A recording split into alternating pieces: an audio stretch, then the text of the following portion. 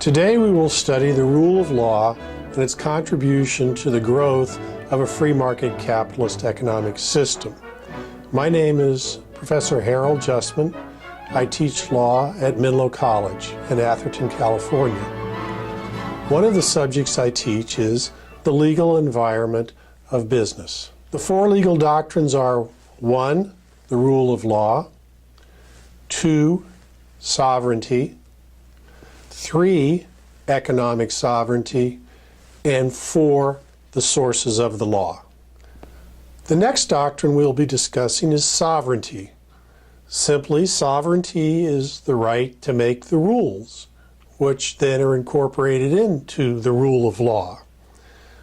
Two obvious examples of models of sovereignty would be state authoritarian sovereignty, where the state, represented by political elites, has the power to make the rules in an authoritarian manner that the citizens must follow.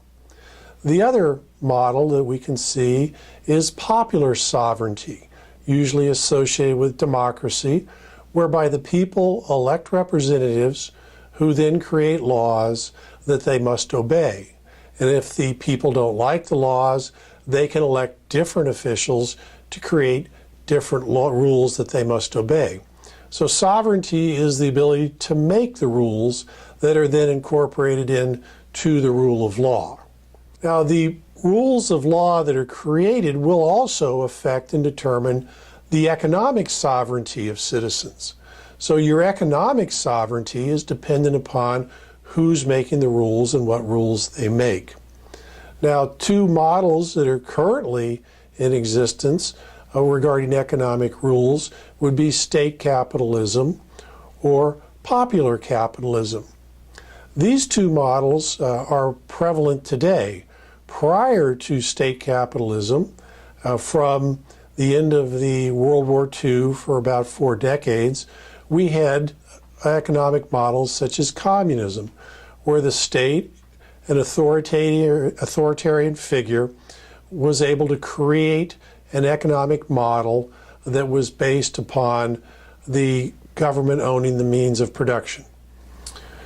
Communism, of course, began to crumble in Russia.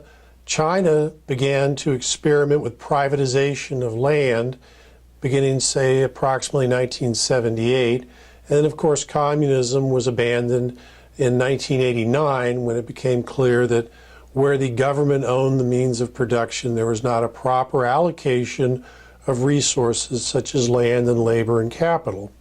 So today, the prevailing models would be state capitalism or popular capitalism in order to provide the most effective economic system for the citizens. Let's take a moment to consider the effect of popular capitalism on the citizens of the world. From 1990 to 2010, 1 billion people were lifted out of extreme poverty. For example, in mainland China, from 1981 to 2010, 620 million people were lifted out of extreme poverty. When we think about what's happened between 1981 and 2010, we need to consider the fact that the rule of law, implementing a private sector free market capitalist system, has made the most significant contribution to the lifting of people out of extreme poverty. Government welfare, government entitlement programs, government health care has existed, at least in the United States, starting in 1934 and 1964. So in 1990, when we saw 1 billion people lifted out of extreme poverty in the following decades, the game changer, the most significant change in the current situation, was the fact that the rule of law was implemented on a global scale to encourage the privatization of the allocation of resources, land, labor, and capital. And when private citizens were empowered to reallocate resources to produce the goods and services they want, we had a miracle of 1 billion people being lifted out of extreme poverty. And it would have to be said that the major contributor to that was the rule of law and its support and the environment it created for a free market private system.